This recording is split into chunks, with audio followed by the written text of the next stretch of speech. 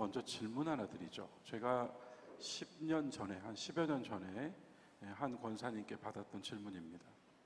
대속과 구속은 어떻게 다릅니까? 여러분 어찌 대답해 주시겠습니까? 대속이라는 말을 쓰기도 하고 구속이라는 말을 쓰기도 합니다. 대속과 구속은 비슷한 말로 우리가 그냥 뭉뚱그려 이해할 수도 있습니다. 그러나 그 권사님은 예리하게 이제 질문을 하셨죠. 대속과 구속은 어떻게 다를까요? 굳이 다른 것을 말한다면 뭐라고 대답할 수 있을까요? 여러분 어찌 말씀해 주시겠습니까? 대속과 구속, 글자가 다르죠. 의미는 무엇이 다를까요? 잘 안 들려서요.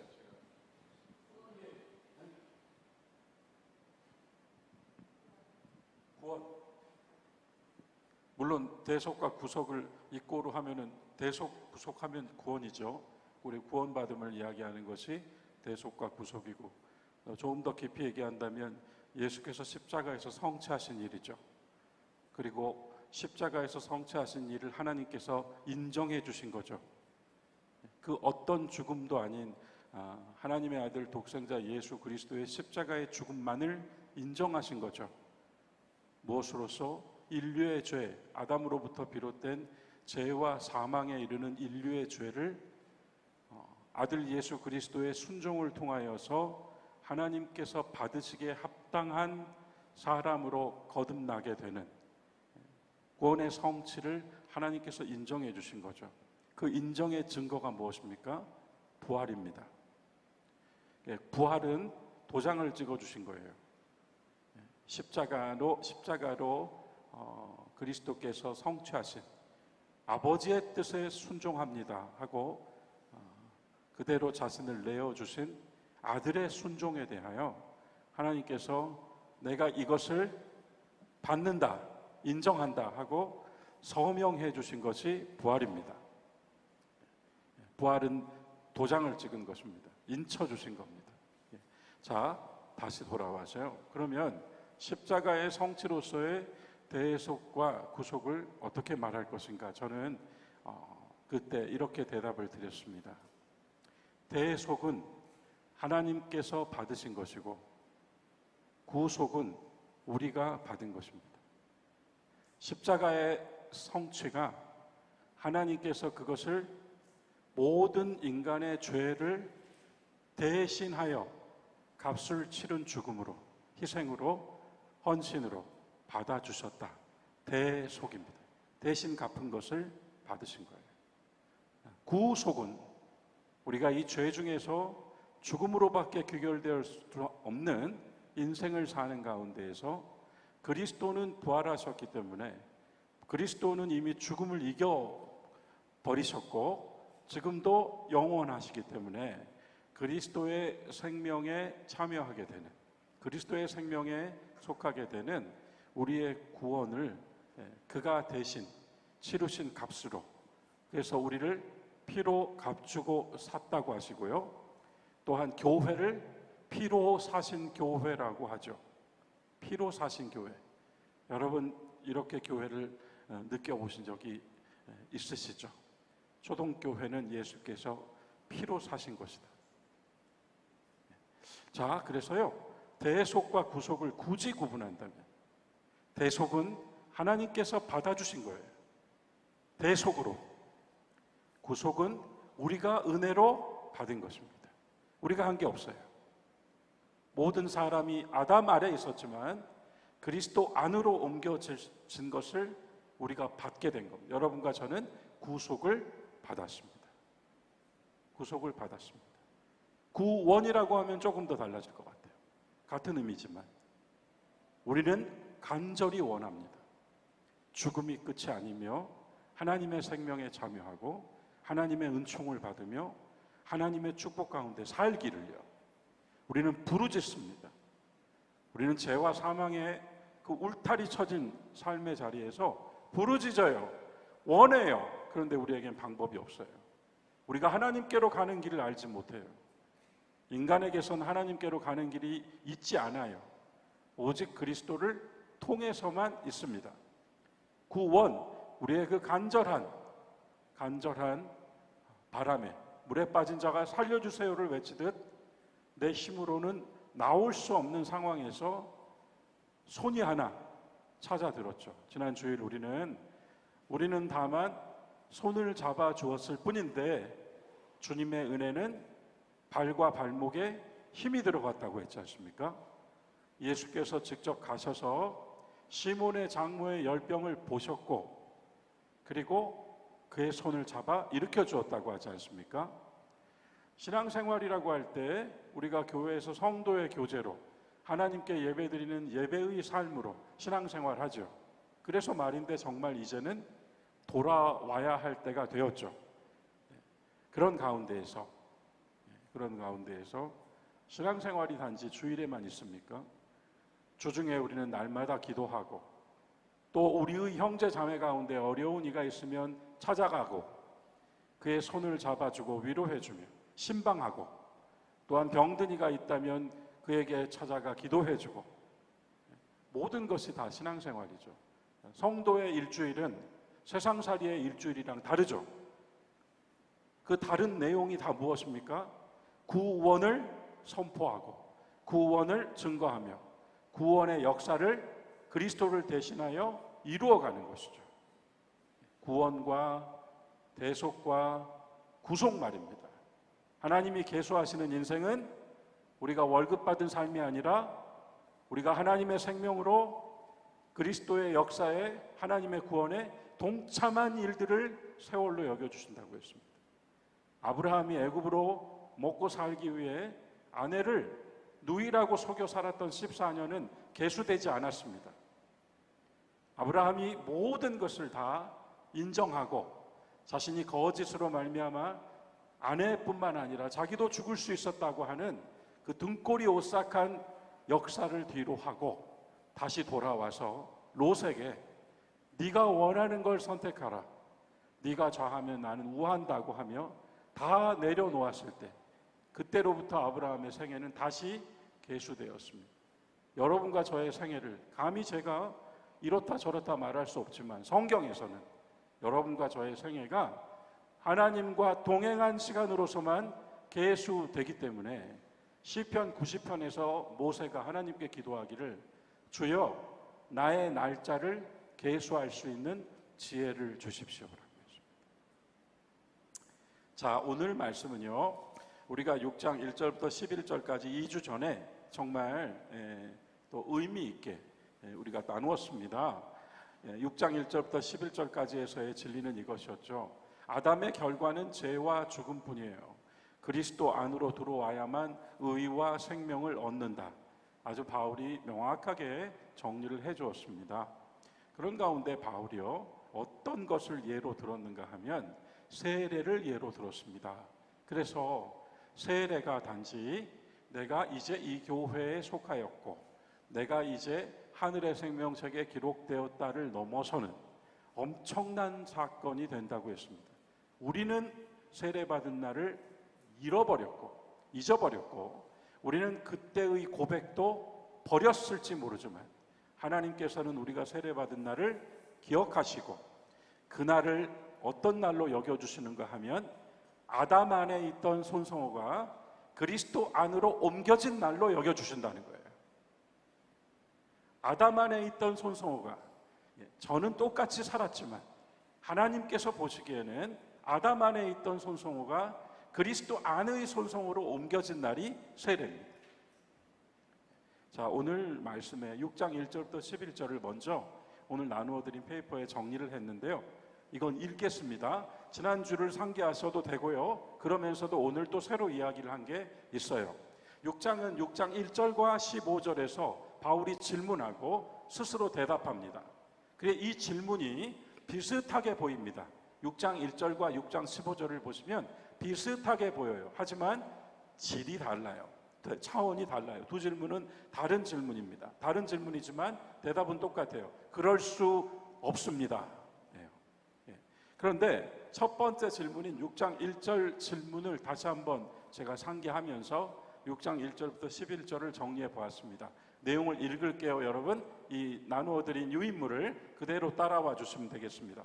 죄에 거하리요. 이게 6장 1절 질문입니다. 죄에 거하겠습니까? 이게 6장 1절 질문입니다. 그래도 죄 가운데 거할 것입니까? 조금 더 현대적인 우리들의 언어로 가져온다. 그래도 죄 가운데 살겠습니까? 자, 사도 바울이 즐겨 사용한 그리스도 안에라고 하는 표현은 매우 뜻깊습니다. 그리스도 안에 있다는 것은 주님의 모든 것이 나의 것이 되었다고 믿고 사는 거예요. 자, 지난 시간에 제가 이거 굉장히 강조했죠. 그리스도 안에 있다는 건 오늘 내가 신앙생활 하고 있다는 차원에 머물러 있죠. 그거는 굉장히 소극적인 관점입니다. 여러분, 그리스도 안에 있다는 것은 여러분, 예수님이 얼마나 아프셨을까 이렇게 보는 것이 아니라 내가 아파야 되는 겁니다. 왜냐하면 죽을 수밖에 없었던 나의 옛사람이 못 박혔거든요. 그리스도 안에 있다는 것은 그리스도의 부활에 주님이 부활하셨다 하고 두 손을 번쩍 드는 것이 아니라 주님의 부활을 통하여 나도 영생을 얻었다가 되는 것입니다. 그리스도 안에 있다는 것은 모욕당하고 박해당한 모든 시간 안으로 나도 들어오게 되었다는 것입니다. 그래서 살다 보면 말로 다 할 수 없는 모멸감을 느끼기도 하고 견딜 수 없는 감정에 휩싸이기도 하며 내 뜻대로 되지 않아 가슴이 답답해지는 순간도 있습니다. 대부분의 경우는 사람 때문에 힘이 듭니다. 그런데 그 사람 때문에 힘든 순간마다 저는 저 자신을 뭐라고 채찍질하는가 하면 아무리 괴로워도 예수님만큼 아니잖아. 아무리 모멸감을 느껴도 예수님만큼은 아닐 것이라고 생각합니다. 하나님의 아들이요, 그 많은 능력을 행하고 다니셔도 가는 곳마다 비방당하고 적대자가 있으며 멸시당하고 모욕당하고 반대당하고 거부당했던 그 공생애의 여정 겨우 3년, 그 3년의 시간 안에서 그가 살았던 모든 삶의 내용을 다 들춰낸다면 내가 지금 당하고 있는 어떤 괴로움이나 모멸감이나 수치심을 어찌 비하겠는가? 우리 주님의 십자가를 생각하면 무엇이 나에게 오늘 나를 주저앉게 만들 수 있겠는가? 그런 생각을 하거든요. 그래서 그리스도 안에 있다는 것, 이것을 가지고 제가 그리스도 안에 우리가 있다는 것, 그것은 그리스도의 모든 것이 나의 것이 되었다는 것입니다. 동시에 이것을 제가 설명하면서 접붙임 후에 나오기 때문에 간단하게 접붙임을 이야기해 주셨어요. 계속 문장 보겠습니다. 주님의 고난, 죽음, 부활이 다 그에게 일어난 일이 아닌 나에게도 일어난 일이 되었음을 받아들이는 것입니다. 그래서 한면으로는 옛사람이 끝났고 또 한면으로는 본문에서 사도 바울이 사용한 표현입니다. 새 생명으로 거하는 삶. 주님은 죽으셔야 했지만 우리는 옛사람이 죽은 것이고 주님은 부활하여 승천하셨지만 우리는 이 세상에서 새 생명으로 사는 삶을 시작하게 된 것이 우리에게 있어서의 십자가입니다. 전에는 아담 안에 있었던 내가 그리스도 안으로 옮겨졌습니다. 그래서 확신에 찬 질문과 대답을 바울이 하게 되는 거예요. 여러분, 6장 1절 제가 인용했는데요. 페이퍼 보시면서 우리 한 목소리로 같이 읽어볼까요? 그런즉 함께 읽겠습니다. 그런즉 우리가 무슨 말을 하리요? 은혜를 더하게 하려 죄에 거하겠느냐? 그럴 수 없느니라. 이 질문이 왜 나오는 건가 하면요, 이렇게 여러분과 제가 그리스도 안에 옮겨졌는데요, 그런데 또 우리는 이렇게 말하죠. 세상이 너무 썩어서 세상 사람들이 다 그렇게 하니까, 그러면서 우리가 발을 이쪽으로 또 옮깁니다. 거기가 계속 살겠습니까? 이미 옮겨졌는데 또 가겠습니까? 이렇게 얘기할까요? 출애굽했는데 다시 애굽으로 갈 겁니까? 바벨론에서 돌아왔는데 또 바벨론으로 가고 싶습니까? 이렇게 묻는 거예요. 이 질문이 이렇게 아주 우리가 그냥 성경으로 읽으면, 로마서가 특히 그렇잖아요. 로마서는요, 모든 절이 밑줄 쳐야 될 구절이에요. 그래서 우리가 로마서를 읽으면 다 좋아요. 다 좋아서 안 잡힙니다. 로마서가 왜 어려워요? 다 좋아서요. 모든 구절이 다 뭔가 영적으로 굉장한 메시지를 나에게 던져주고 있어요. 그래서 로마서는 1장부터 마지막까지 다 좋아요. 좋은 말 계속 듣고 있으면 그것도 사실은 초점을 잡을 수가 없어서 졸잖아요. 이 로마서라고 하는 이 서신은 바울이 로마에 가보지 않았습니다, 여러분. 에베소, 빌립보 다 가봤지만 로마는 가보지 않았어요. 로마는 가보지 않았는데 로마서를 씁니다. 그것 자체가 이미 뭔가 굉장한 배경을 가지고 있어요. 이건 나중에 마지막에 이야기해 드릴 거예요. 로마서는 어떻게 쓰여졌는가. 그런데요, 이 질문은 그렇게 편안하게 읽을 수 없는 질문이에요. 오늘의 교회와 성도들에게, 또 오늘의 목회자들에게, 아니 오늘의 모든 종교인들에게, 기독교를 앞세운 종교인들에게 굉장한 질문이 던져진 겁니다. 계속 죄에 거하겠습니까? 그럴 수는 없는 것입니다. 이렇게 시작해서 2절부터 10절까지 세례로 그리스도와 연합으로 설명을 한 것입니다. 그래서 그 밑에 내용 읽겠습니다. 3절부터 10절까지 사도는 세례로 그리스도와의 연합을 설명했습니다. 연합을 이해하기 위해 물 한 컵을 가정해 보겠습니다. 여러분, 물 한 컵을 가정해 보겠습니다. 연합이라는 것이 무엇인가? 복속이 아니에요. 정복이 아닙니다. 연합입니다. 우리가 주와 연합하였다. 여러분과 제가 연합하였다. 우리가 그리스도 안에서 모두 연합하였다. 연합이 무엇인가를 이렇게 설명해 보겠습니다. 물이 담겨진 컵에 녹차를 담으면 색이 변하고 맛이 생깁니다. 조금 전에는 그냥 물이 들어가 있던 물컵입니다. 하지만 녹차가 담겨지면 이제는 녹차가 담긴 찻잔이 됩니다. 조금 전에 물컵이었지만 이제 찻잔이 되었습니다. 그런데 이 찻잔에 있는 두 가지가 하나도 바뀐 게 없습니다. 여전히 물이고 동시에 녹차입니다. 여전히 어제의 나는 오늘의 나입니다. 그러나 내 안으로 들어온 그리스도의 말씀, 그리스도의 영으로 말미암아 나는 이제 색이 바뀌고 맛이 생겼습니다. 연합입니다. 연합은 어떤 것도 없이 하지 않습니다. 국제연합, 무슨 연합 이렇게 할 때 연합이라고 하는 말은요, 특히 성경은 더 의미가 그렇습니다. 유나이티드라고도 하지만 밍글이라는 단어도 쓰거든요.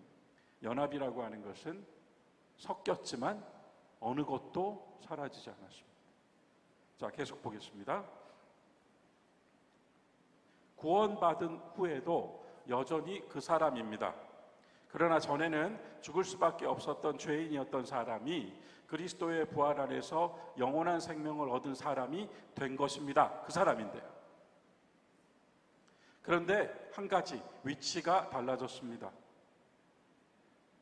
앞서 말씀드렸죠. 위치가 달라졌다고요? 똑같이 2023년을 살고 있지만 10년 전에는 20년 전에는 그렇게 살아왔지만 위치가 달라졌어요. 하나님 보시기에요. 그런데 또다시 죄에 거할 수 있겠냐는 말입니다. 이번에는 쓰레기 더미 속에 던져져 있던 컵으로 예를 들어보겠습니다. 이 컵이 쓰레기 더미 속에 있으면 쓰레기입니다. 그런데 이 컵이요, 누군가의 손에 의해 건져 올려졌습니다. 구원입니다. 그리고 그는 컵에 묻은 오물을 닦아내고 깨끗하게 씻었습니다. 죄사함입니다.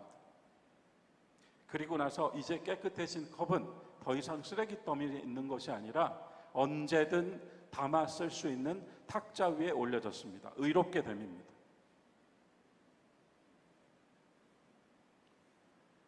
6장 11절, 6장 11절로 지난 시간이 마무리됐죠. 6장 11절은 이렇게 쓰여 있습니다. 이와 같이 너희도 너희 자신을 죄에 대하여는 죽은 자로 그리스도 예수 안에서 하나님께 대하여는 예수님이 하나님께 대하여 살아계시니 우리도 역시 예수 안에서 하나님께 대하여는 살아있는 자로 여길지어다. 이게 6장 11절. 이렇게 6장의 한 단락이 끝난 것입니다. 그래서 위치, 연합, 그리고 우리가 이제 아담 안에서 그리스도 안으로, 이 모든 메시지가 지금 6장 1절부터 11절 사이에 담겨 있습니다.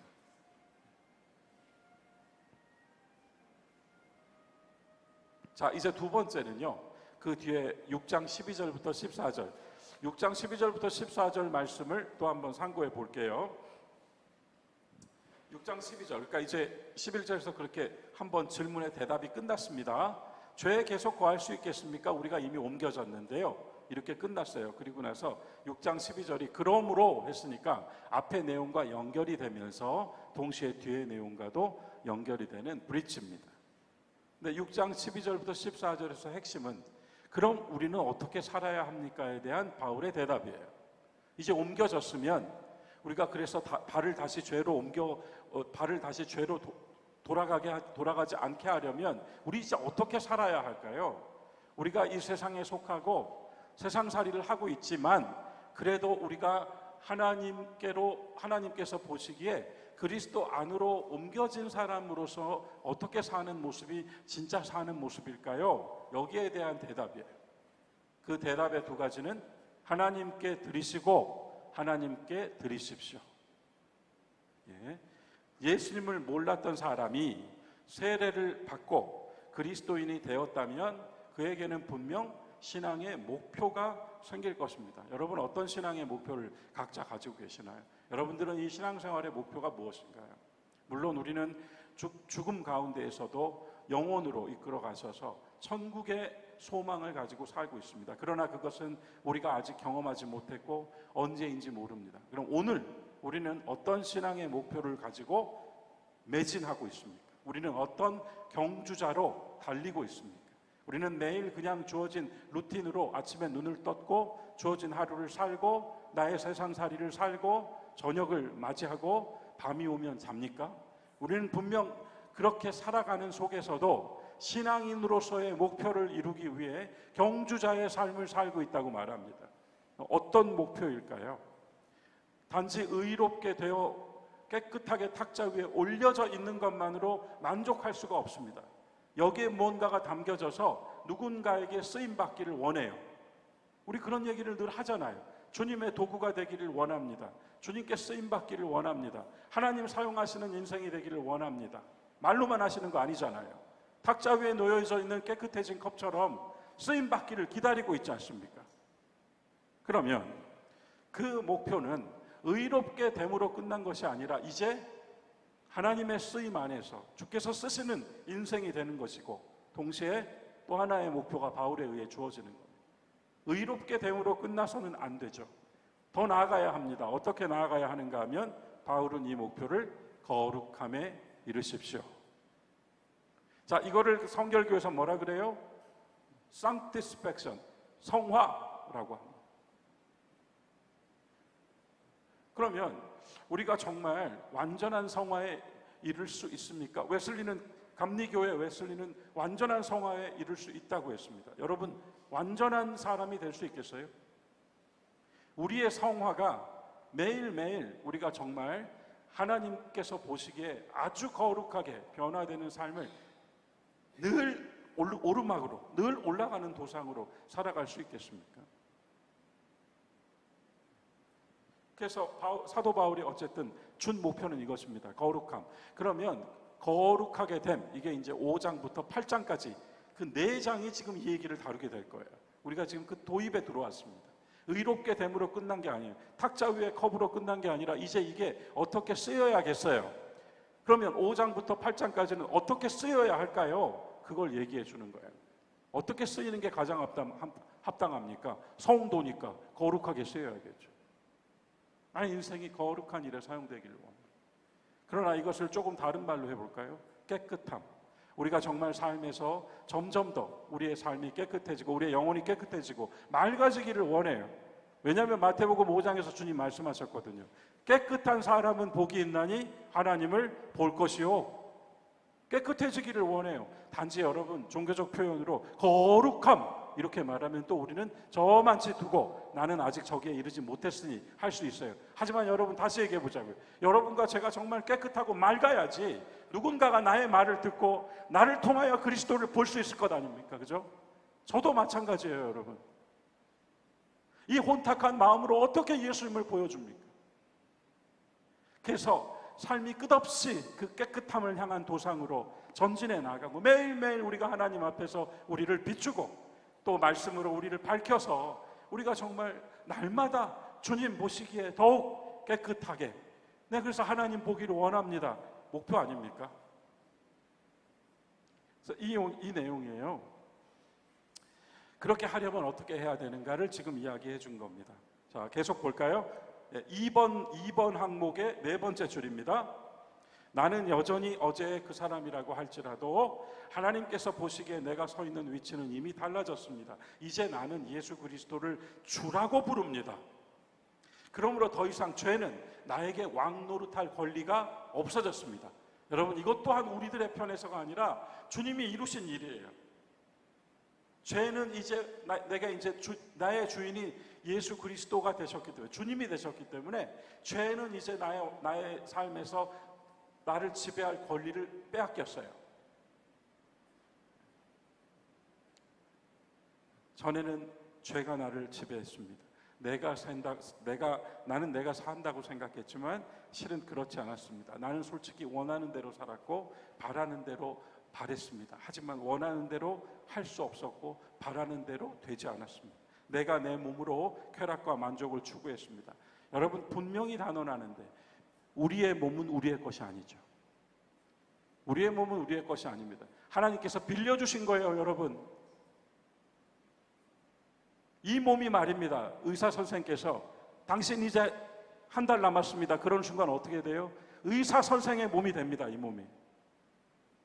의료기계의 몸이 됩니다. 의학 실험의 몸이 됩니다, 여러분.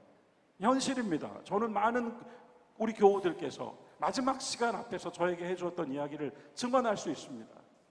나는 어느 병원이 너무 싫어요. 왜냐하면 이 병원은 나를 통해 돈을 벌어요. 그리고 수많은 기계들로 나를 실험해요. 몸 내 거 아닙니다. 여러분, 우리가 의식이 약해졌다고 생각해 보세요. 우리 그거 안 되려고 늘 기도하잖아요. 그런 의식 갖지 않게 해달라고요. 물론 그렇게 된 것이 무조건 비극이고 저주라고 말할 수 없습니다. 왜냐하면 그건 우리들의 길이니까요. 우리 몸이 가야 할 길이니까. 그래서 오늘 성경에 뭐라고 써 있어요? 너희 죽을 몸이라고 했습니다. 앞으로 우리가 그렇게 가요. 이 몸은. 왜냐하면 이 몸은 내 것이 아니거든요. 이 몸 내 것 아닙니다. 그런데 내 것인 줄 알고 내 몸 마음대로 썼거든요. 병이 들자 깨달았습니다. 몸도 내 것이 아니라는 것을. 내면에서 나의 시기와 질투, 나의 교만과 탐욕이 죄로 인하여 자극받을 때마다 나는 그쪽으로 갔습니다. 미워했습니다.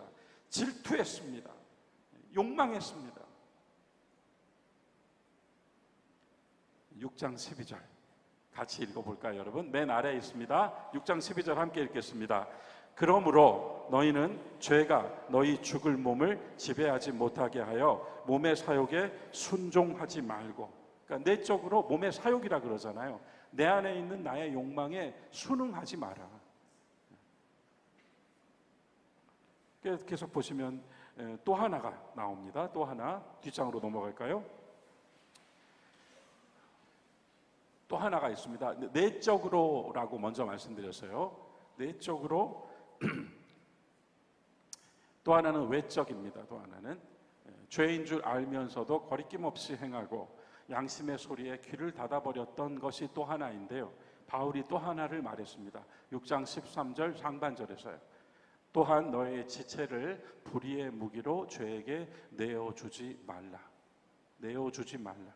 로마서 6장 1절부터 11절이 내가 주님을 만난 뒤에 일어난 이 일의 증언이라면 옮겨졌다.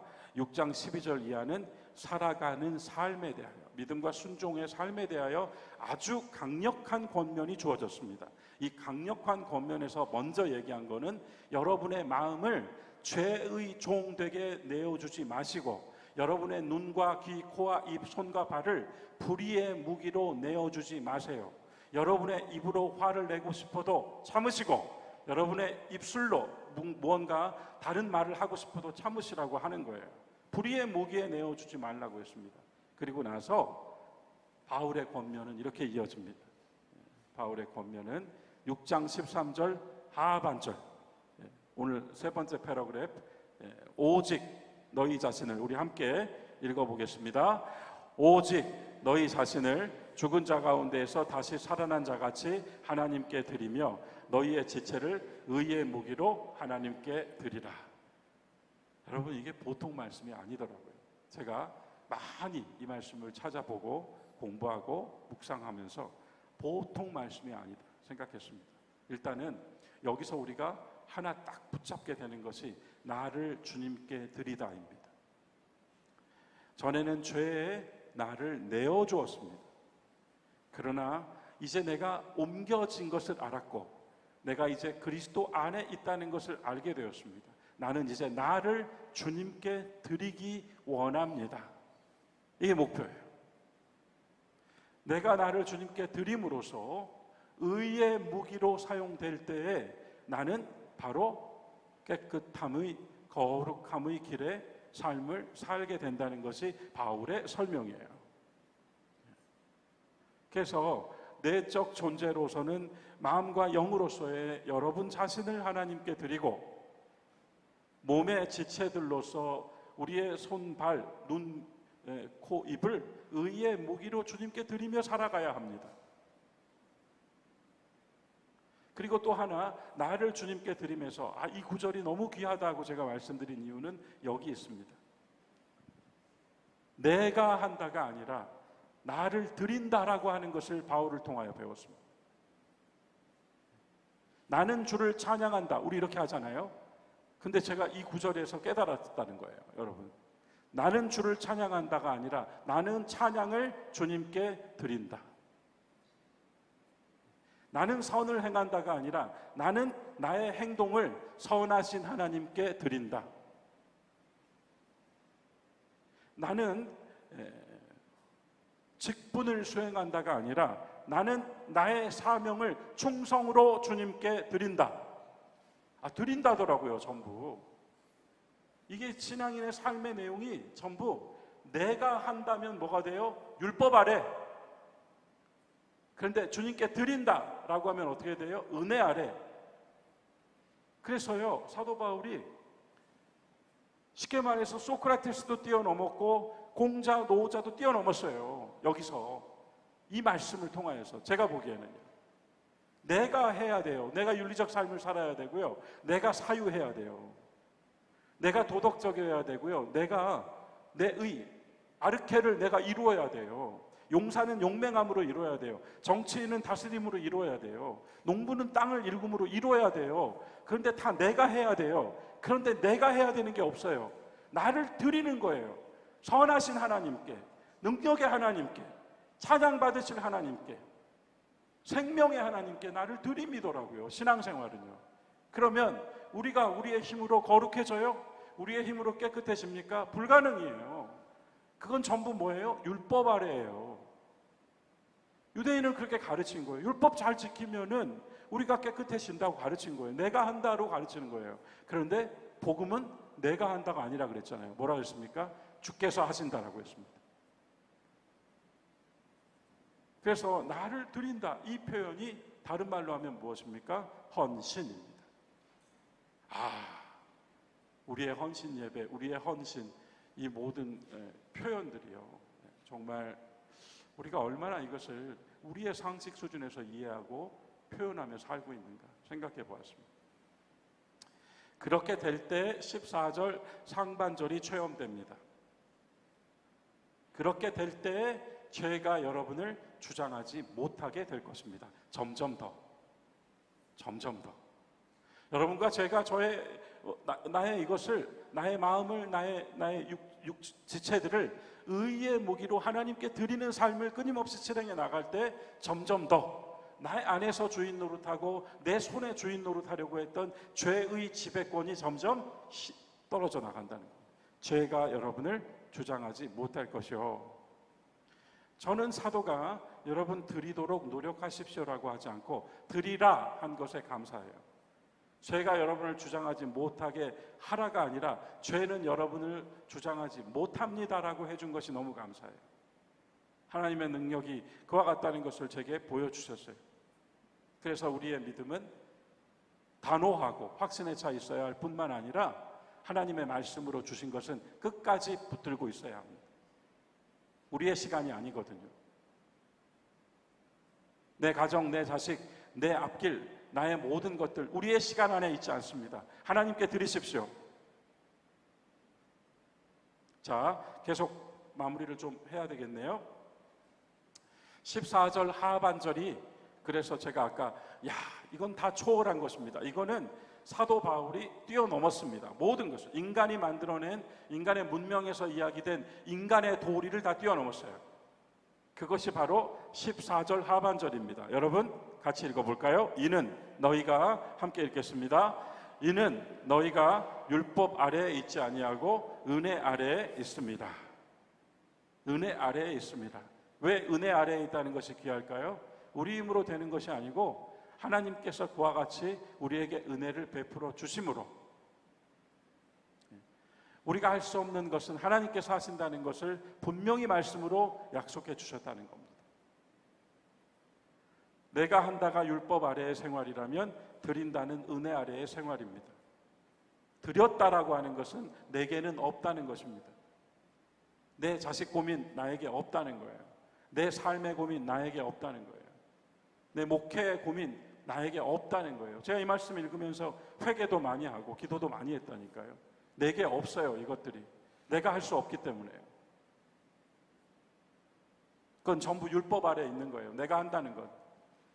그러나 은혜 아래에 있는 사람은 선하신 하나님, 능력의 하나님, 치유의 하나님, 위로의 하나님, 권능의 하나님, 구원의 하나님께 드린 거예요. 드려서 은혜, 하나님의 은혜로 되는 것을 보는 겁니다.